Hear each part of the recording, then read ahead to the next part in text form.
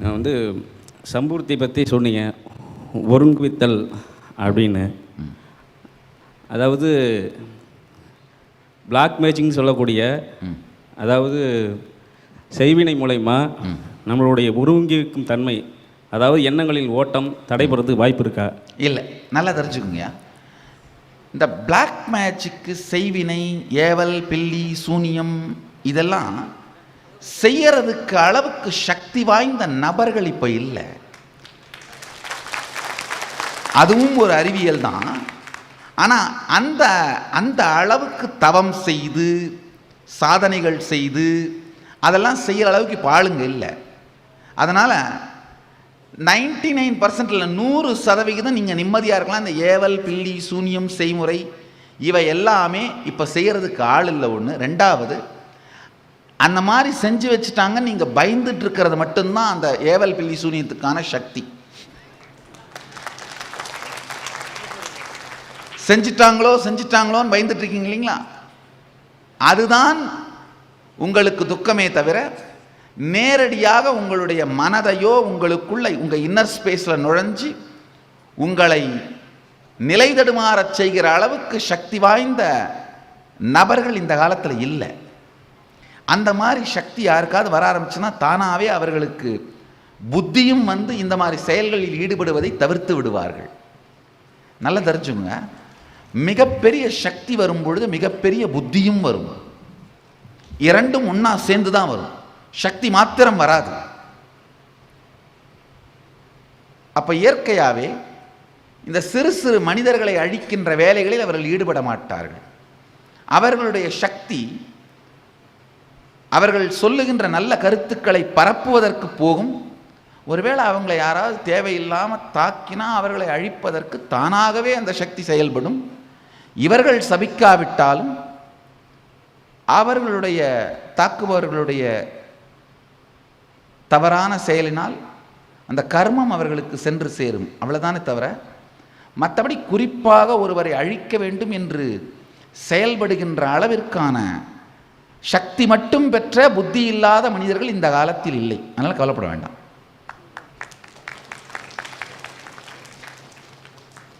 அதே மாதிரி இந்த பேய் பிசாசுகளும் கூட, பேய் பிசாசுகள் ஆக்சுவலாக உங்களை விட சக்தி குறைந்தவை. நீங்கள் அதை பார்த்து பயப்படுவதனால்தான் அது சக்தி அதிகமாக இருப்பது போல ஒரு தோற்றமும் மாயையும் ஏற்படுகிறது. உங்களுக்கு 7 சரீரம் இருக்கு, பேய் பிசாசுகளுக்கு 3 சரீரம் தான் உண்டு. உங்களுக்கு ஸ்தூல, பிராண, சூக்ஷ்ம, காரண, ஆன்ம அப்படின்னு 7 சரீரம் உண்டு. ஆனால் பேய் பிசாசுகளுக்கு 7 சரீரம் கிடையாது, 3 சரீரம் தான். காரண சரீரமும் ஆன்ம சரீரமும் நிர்வாண சரீரமும் தான் உண்டு. அதனால் நீங்கள் வந்து ஆக்சுவலாக பேய் பிசாசுகளை பார்த்து பயப்பட வேண்டியதில்லை, அவைகள் தான் உங்களை பார்த்து பயப்படணும். நல்லது. அடுத்தது, சாமானிய மனுஷனாகிய நான் எத்தனையோ கேள்விகள் கேட்டிருக்கிறேன். அந்த கேள்விகளுக்கு கிடைச்ச பதிலில் நான் அதை வச்சு வாழலை. அதனால் இன்னைக்கு தவறு இருந்தால் மன்னிக்கணும்.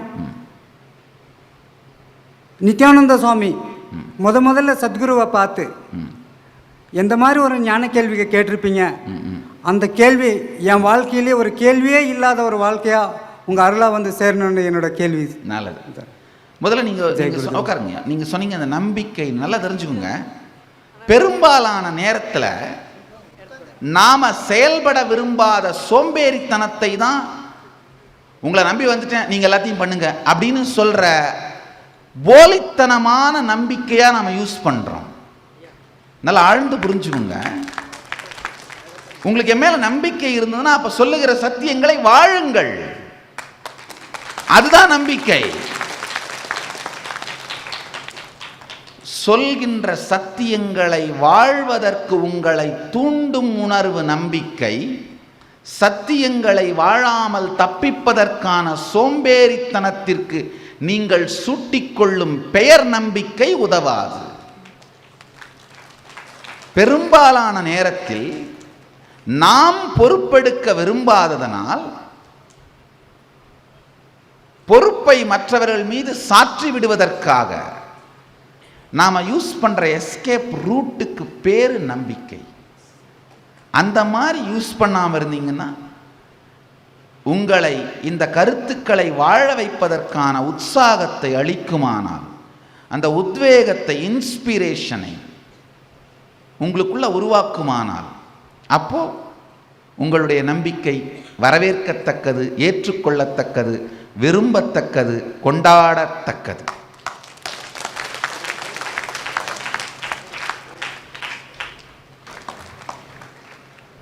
பரமஹம்ச நித்யானந்தா குருவே சரணம். கேள்வி கேட்குறதுக்கு மன்னிக்கணும். இன்றைய செஷனில் குண்டலினி யோகத்தை பற்றி முழு விளக்கமாக மாதாஜி சொன்னாங்க.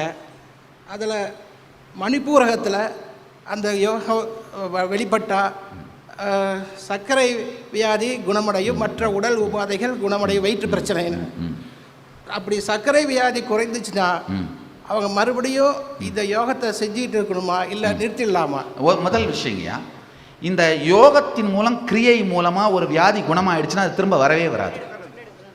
அதுக்கப்புறம் நீங்கள் அதை பற்றி அந்த அதே யோகாவை, அதே கிரியாவை தொடர்ந்து செய்யணும்னு அவசியம் இல்லை. இப்போ உதாரணத்துக்கு மணிப்பூரக சுத்தி கிரியை பண்ண ஆரம்பிச்சிங்கன்னா மேபி ஒரு 10-15 நாளில் சுகர் கம்ப்ளீட்டாக க்யூர் ஆயிடுது. நாங்கள் ஆயிரக்கணக்கான அனுபவங்கள் மூலமாகவும் அட்லீஸ்ட் ஒரு 40 ரிசர்ச் பண்ணியிருக்கோம் கண்ட்ரோல்டு கண்டிஷன்ஸில். அப்படி கண்ட்ரோல்டு கண்டிஷன்னா என்னென்னா, மருந்து எதுவும் எடுத்துக்கொள்ளாமல் வெறும் இந்த கிரியையின் மூலமாக மட்டும் சர்க்கரையின் அளவை தொடர்ந்து மானிட்டர் பண்ணி பார்த்துருக்கோம். இந்த ஆராய்ச்சிகள் எல்லாத்து முடிவுலையும் இந்த கிரியை 10 அல்லது 15 நாட்களுக்குள்ளாகவே சுகரை நார்மல் ஆக்கிடுதுன்னு நாங்கள் தெளிவாக ரொம்ப மருத்துவ ரீதியாகவும் ஆராய்ச்சி பண்ணி முடிவு பண்ணியிருக்கோம், கன்க்ளூட் பண்ணியிருக்கோம். இப்போ அதை 15 நாள் பண்ணி சுகர் நார்மல் ஆயிடுச்சு அப்படின்னா அதுக்கப்புறம் இந்த கிரியையே தொடர்ந்து செய்யணும்னு அவசியம் இல்லை.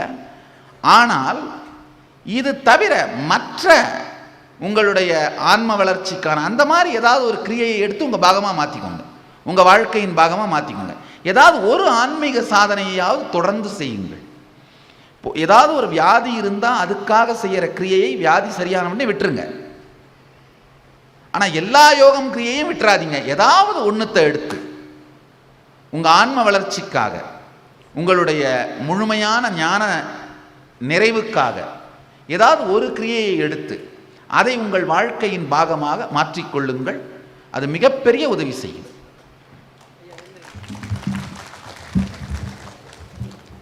சுவாமிகளுக்கு வணக்கம்.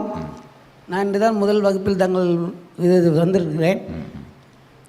அத்வைத குரு ஆதிசங்கருடைய 6 சமயங்களை பற்றி சுருக்கமாக சொல்லும்படி கேட்டுக்கொள்கிறேன். இது எப்படி இருக்குன்னா, ஆதிசங்கரருடைய 6 சமயத்தை சுருக்கமாக சொல்லுங்கன்னு சொல்றாரு.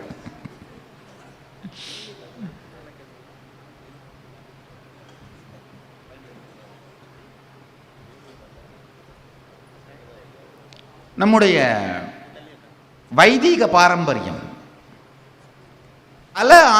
பல அறிவியல் ஆராய்ச்சிகள், நம்ம டிஎன்ஏ டெஸ்ட் பண்ணி பார்த்தா, நம்முடைய ஹோல் ஹிஸ்ட்ரியையும், நம்முடைய ஆர்கியாலஜிக்கல் ரிசர்ச்சஸ் இது எல்லாத்தையும் கனெக்ட் பண்ணி பார்த்தா, ஏதாவது ஒரு வார்த்தையை வச்சுக்கோங்க, ஆனால் நம்ம எல்லாமே ஒன்று தான்.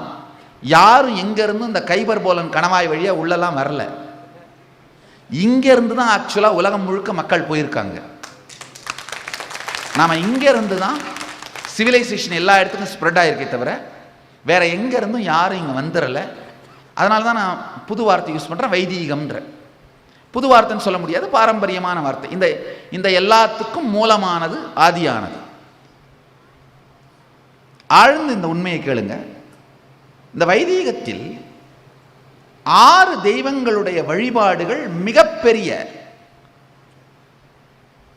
சாத்திரங்களாக, தோத்திரங்களாக, மிகப்பெரிய நூல்கள் வடிவாகவும் ரிஷிகளின் மூலமாகவும் ஏற்கனவே எஸ்டாப்ளிஷ் ஆயிருந்தது. இந்த 6 மார்க்கத்தில் எந்த ஒரு பாதையை நீங்க எடுத்தீங்கன்னாலும் உங்களுக்கு சாதாரண தலைவலி இருந்தாலும் சரி பண்ண முடியும், ஜீவன் முக்தியையும் கொடுக்க முடியும். அதாவது A to Zன்னு சொல்ற ஆதி முதல் அந்தம் வரை உங்கள் வாழ்க்கையை முழுமையாக்குவதற்கு இந்த 6 பாரம்பரியங்கள் ஏதாவது ஒரு பாரம்பரியத்தாலேயே முடியும். உண்மையாக இந்த ஒரு பாரம்பரியம் ஒரு மதத்திற்கு சமம். அவ்வளவு ரிச்சான இந்த 6 பாரம்பரியங்களையும் ஒன்றாக அதனுடைய 6 பாரம்பரியங்களின் மூலக்கருத்துக்களையும் தொகுத்து ஆதிசங்கரர் ஒரு மிகப்பெரிய பணி செய்து வைத்தார். அதுதான் இந்த ஷண்மதம்னு சொல்றது. விநாயகரை பரம்பொருளின் வடிவாக வழிபாடு செய்தல், முருகனை பரம்பொருளின் வடிவாக வழிபாடு செய்தல், தேவியை அன்னை வழிபாடு, அடுத்து சிவ வழிபாடு, அடுத்து விஷ்ணு வழிபாடு, அடுத்தது சௌரம் என்கின்ற சூரியன் மற்றும் நவக்கிரகங்கள் அவைகளை வழிபடுவது.